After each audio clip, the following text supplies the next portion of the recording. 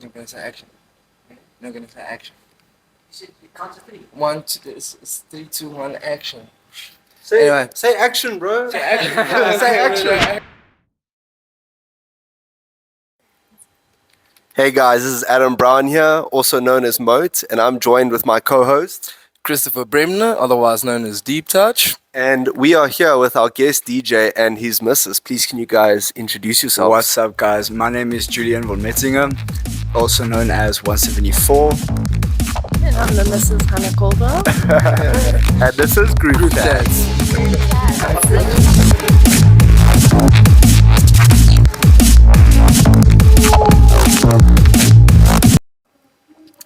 So we've just wrapped up recording your live mix here at Good Omens Melville, which will be dropping on SoundCloud alongside this interview. Go to SoundCloud, guys. Yeah, guys, please go give the mix a listen. Man threw down some fire tunes.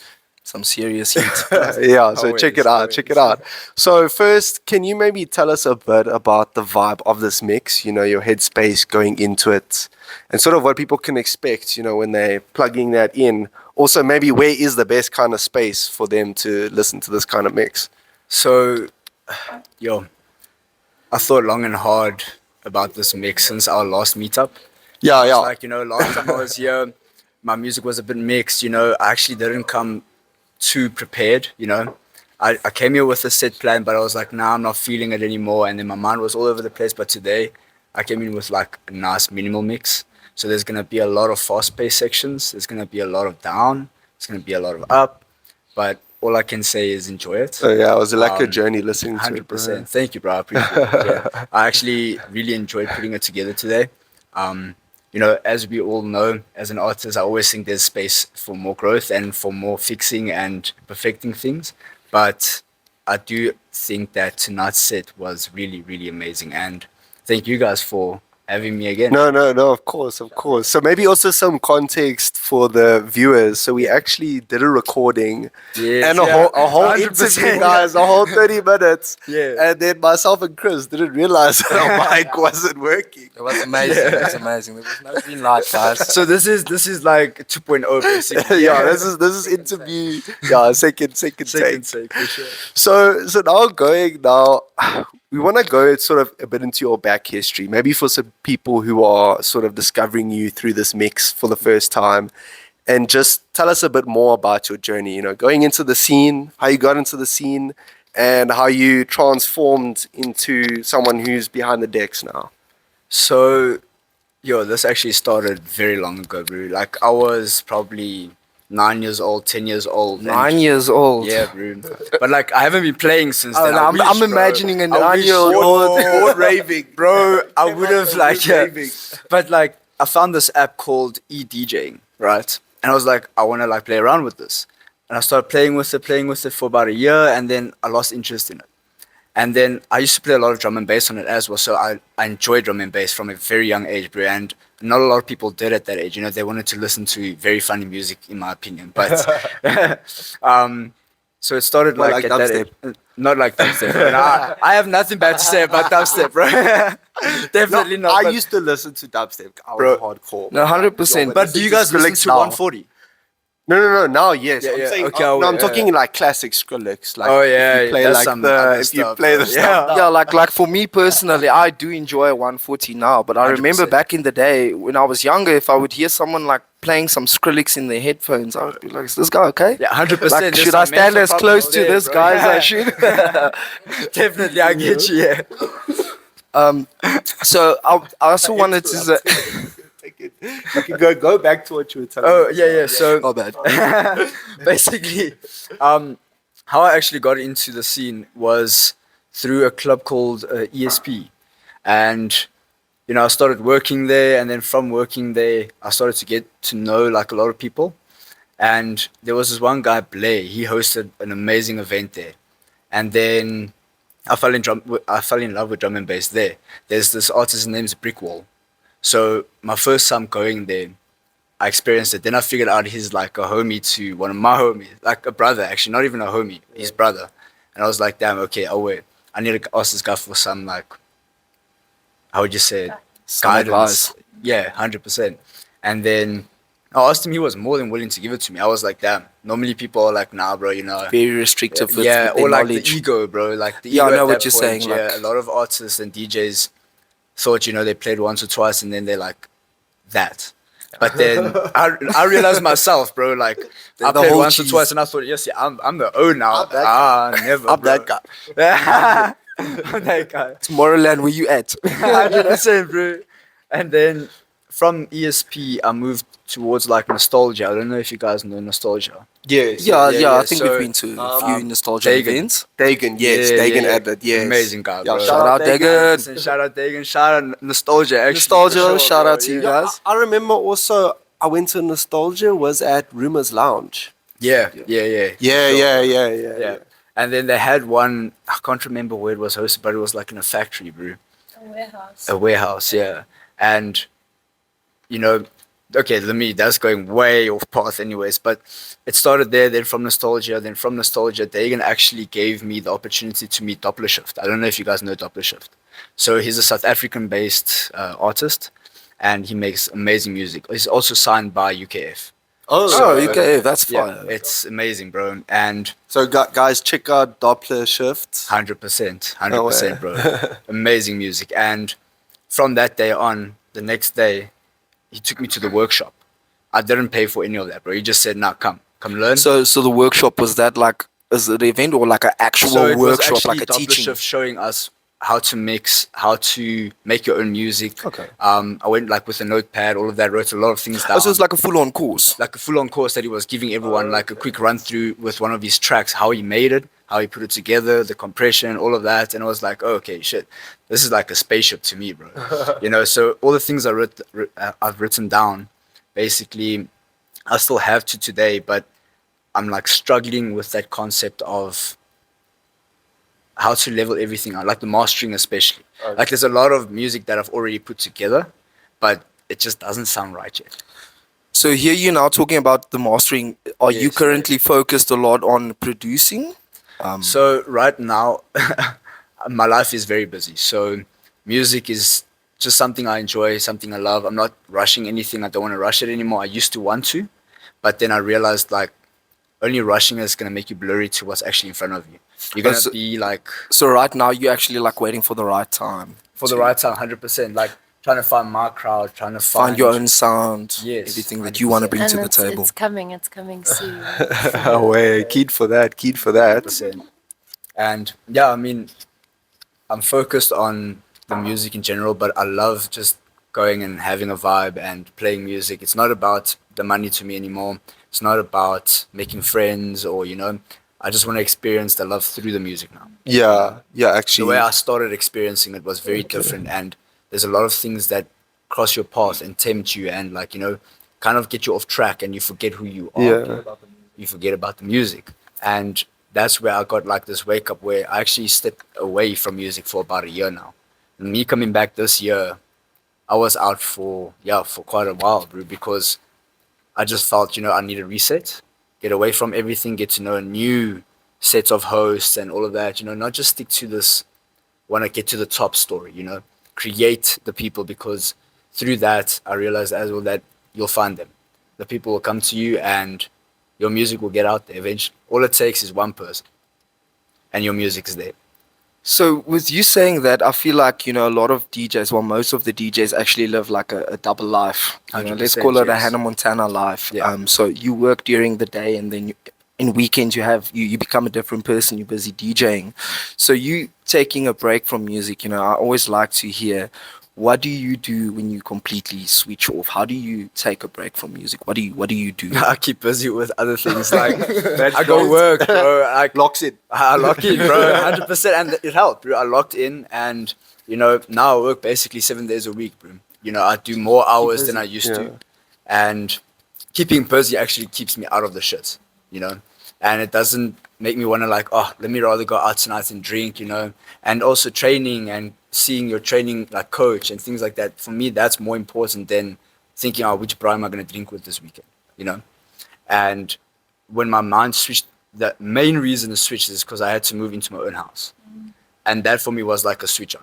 And I was like, damn, okay, this is real life. I need to get my shit Priorities are together. kicking in. Wait, when Yeah. you say training, like gym, Like, no, I don't like work particularly gym. I do like weights. MMA. oh, okay, Yeah, okay, yeah, another so- fighter, bro. DJ's MMA fighter. Bro, 100%, bro. We can see it's always the chillers, bros. It's so it's more for fitness than to like think I'm the O that's gonna fight, bro. Yeah.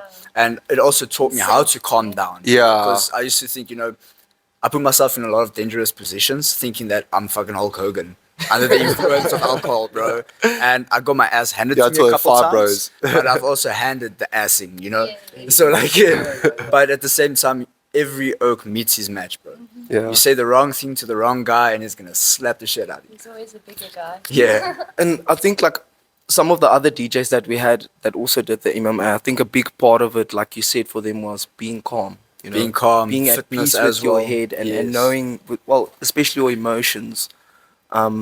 With you being a DMB artist, I think DMB has a very wide spectrum. Where you could be very aggressive and wild when you have Nero, but at the same time you also get Liquid, which is Yeah, a nice, 100%. more melodic, slow tone. That Sunday Um, feeling. Yeah. so- yeah. Which between those two worlds would you say? What genre? What do you enjoy most between those two genres? I'm not even gonna lie, bro. Nero. Are you a Nero? You bro. full on, full scent. When I've got my headsets on at home, all I'm ever playing is Nero. And when I prepare for sets like this, like I have to dull it down, but I stick to my level of BPM. But I'm not gonna now change that whole vibe, thinking, okay, let me please everyone, because like we had that conversation earlier, finding your crowd.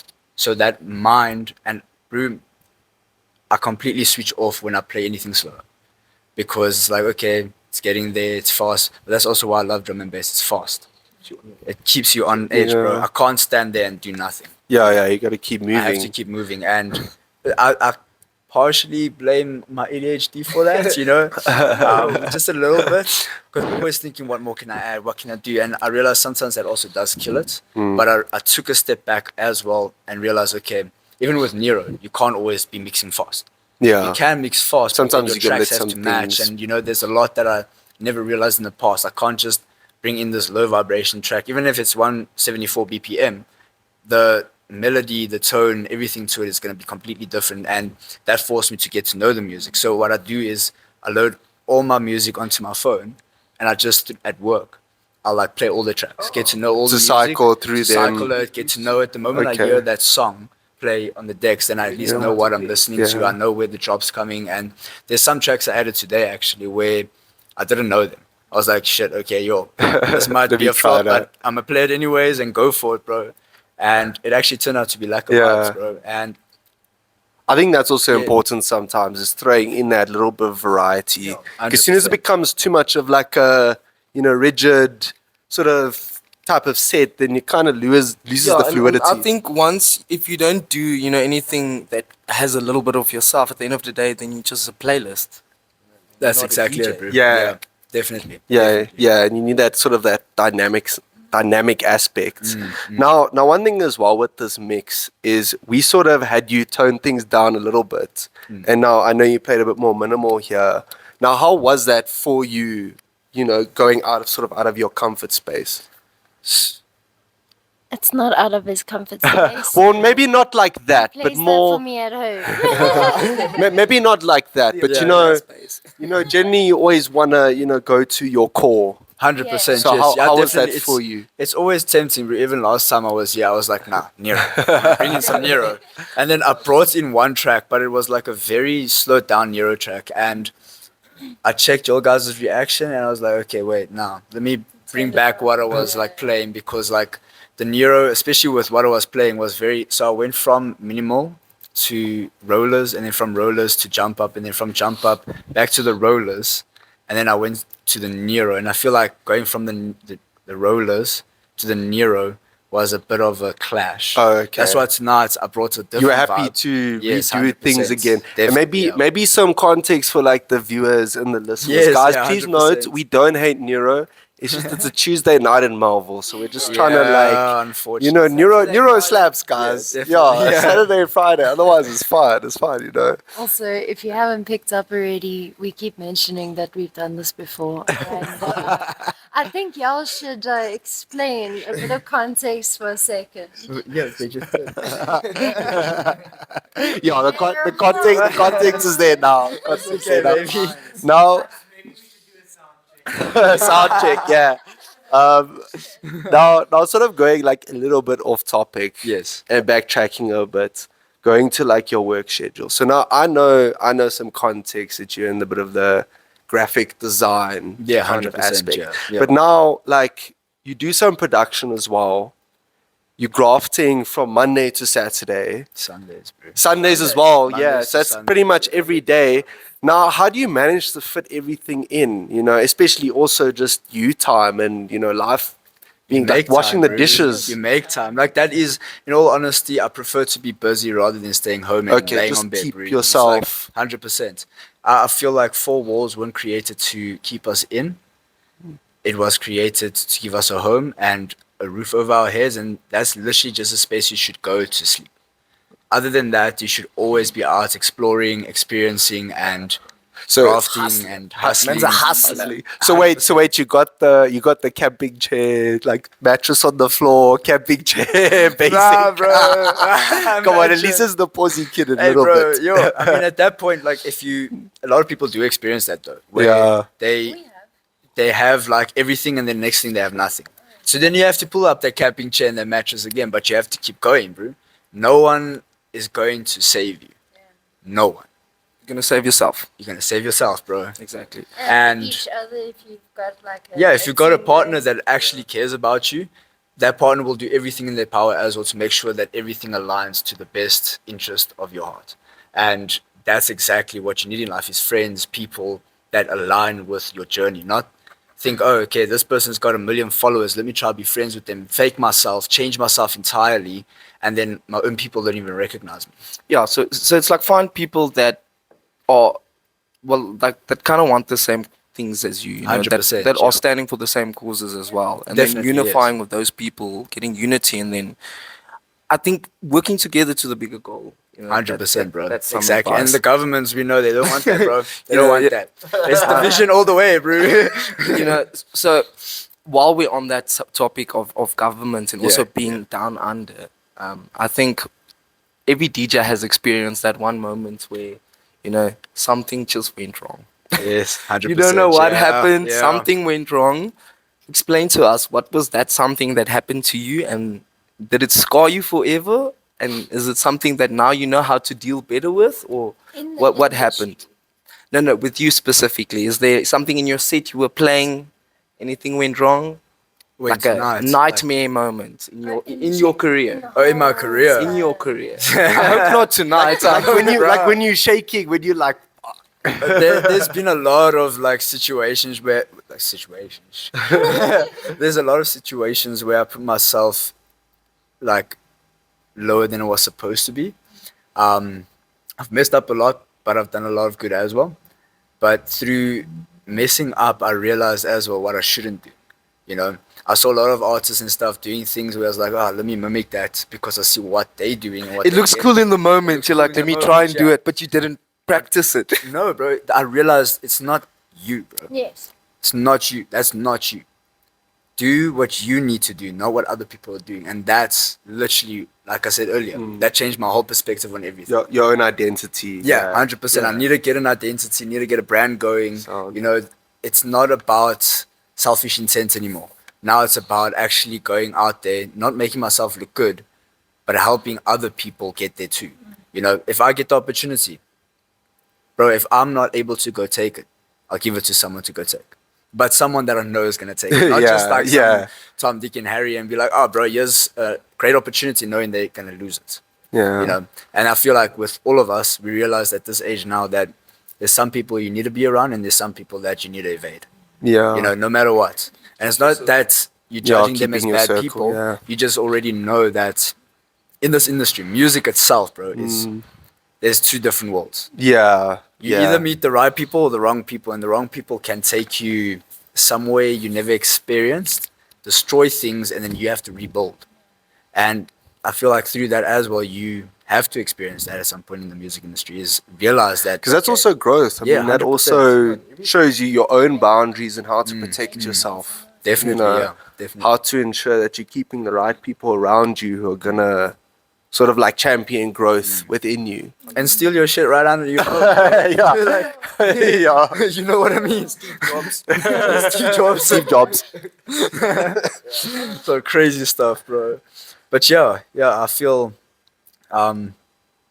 there's a lot of stories I can bring up.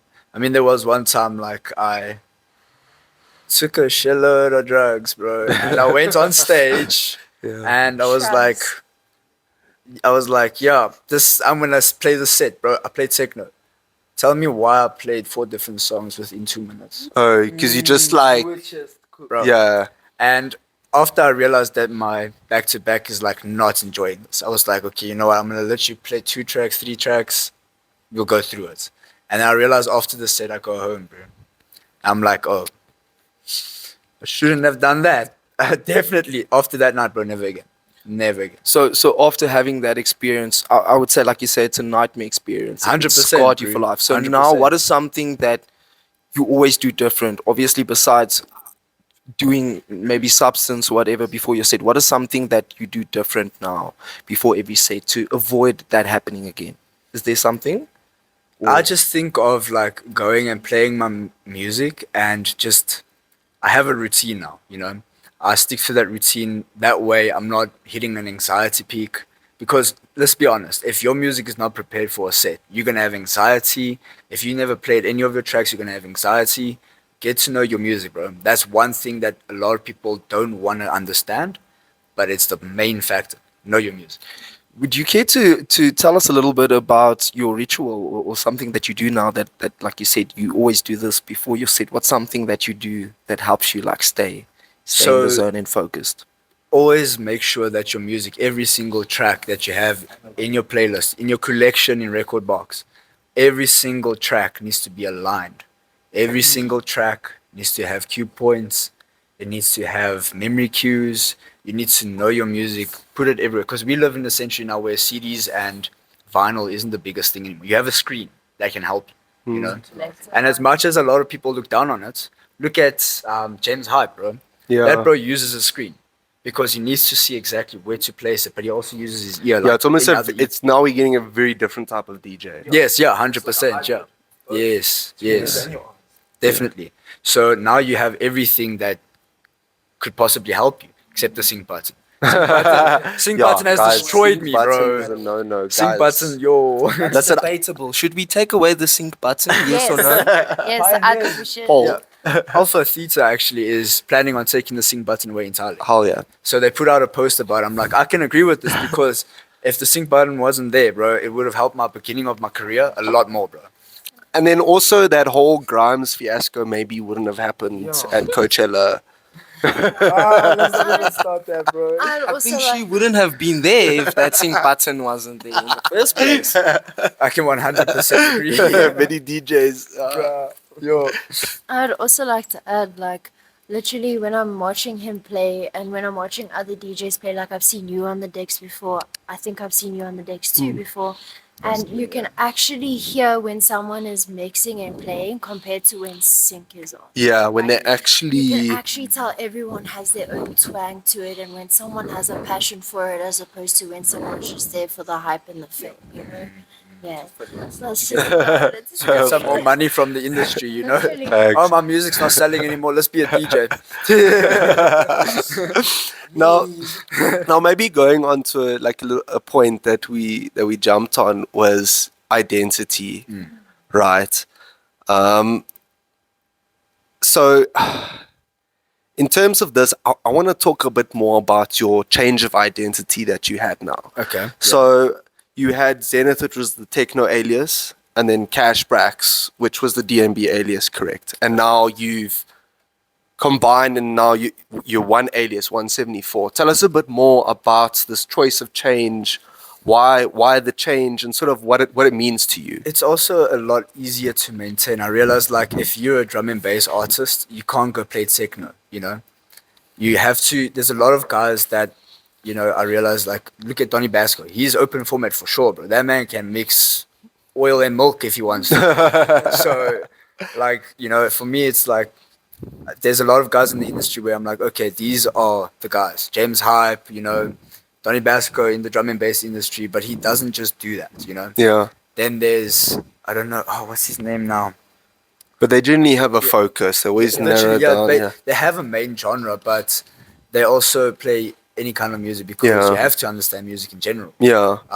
When you stick to a specific genre, I don't feel like there's always like that space of creativity. And a lot of big artists that we've seen won't just create drum and bass.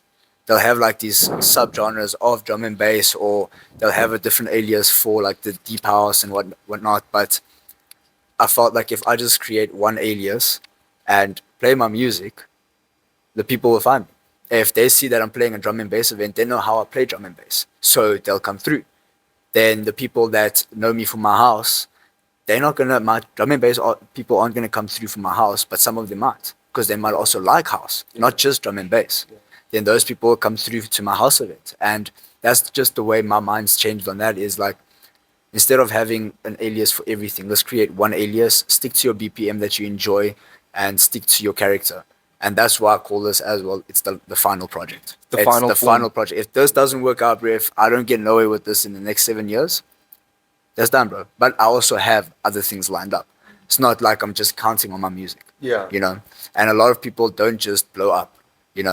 There's people out there that took years. Precisely. And Anything in life. just the amount of things you get to, and the consistency of doing it. If you're consistent every day, if you're mixing and DJing for 8 hours every single day and you've got that time, you're gonna get a lot further than the guy that's only Yeah. got the 2 hours in the evening when he gets home, or Yeah, it's the whole concept of like sharpening your sword before battle. Precisely, yeah. And with that, I heard you said something of like a 7-year plan. Let's say everything goes great, everything positive, and you reach yourself to the ultimate level in that 7 years. What's that level to you? Where do you see yourself as the ultimate level of you've made it in your career? Where would you want to be? Are you an international artist? Are you a producer? Give me some insights on where you would want to be, your final level. Or even a combo. Because I mean, like, it doesn't only have to be a producer. You can be doing Yeah, 100%. some Producer some other slash things as DJ. well. Who knows Yeah, what else 100%. is out there? Precisely, bro. Precisely. And DJ, I do, MMA. I do like sales and stuff on weekends as well. I'm a graphic designer. I work in production, like for any marketing materials, and I have like all these things that keep me as a creative and keep me safe in not just my energy but also with my people. I stay away from drama now. I don't go to people's houses that I know for a fact if I go there, these oaks are going to talk about other people. I want to go there, talk about, our futures, careers, interesting things, not just like, oh, yo, bro, that guy's a dickhead, you must stay away from him, man. Like, I don't want to hear that, bro. I want to hear, like, actual things that's going to take us further Positivity in in our your life. friendships. Yeah. And that's the same thing with music. I realized is, like, all the people I pushed away, I was like, oh, these oaks might want to use me, but I was wrong because of my mindset, the influence I was under, the friends I had around me, especially, bro. That in its own changed who I was and the brand that I was trying to build. And I took long to build that, and then I met the wrong hosts and people in that, and all they did was like try and control things, if you know what I mean. Yeah, And 100%. that's also what put me off of the industry, is like I experienced the wrong people.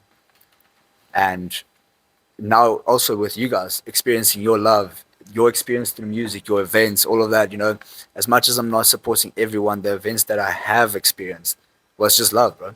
Everyone that was around, there was not one bit of dark energy. And that's exactly what I was looking for. I was like, this is the people I want to be surrounded by. I'm not going to force it. I'm not going to chase it. If this is the people I need to be around, it'll come to me. So a lot of the journey going forward to you now is positivity in your life. 100%. Building and growth. You have to. You have to. Otherwise, you're going to 100%. kill yourself, I agree bro. with that. I agree with Yeah. that. And then, okay, so I think I'm going to close off things a little bit now, and ask you maybe a difficult question. Yellow smiley. What is your biggest fear as an artist right now? My biggest fear as an artist. Yeah. Right now at this moment. Dude, Yeah, I have no fears, bro. have no fear. Fear nothing. What's it, Whatever Mad happens, Max? happens, Witness bro. beach. You know what? Whatever happens, happens. If it needs to happen, it will happen. But all I know is that my good comes just as everyone else's, Yes. and my bad comes just as everyone else's. And you know, Oh, yeah. I don't fear anything because either I'm gonna make it or I'm gonna make it. Oh yeah, all right, So- guys. That's some good words to end off of. No other option. Just make it, guys. Just make it.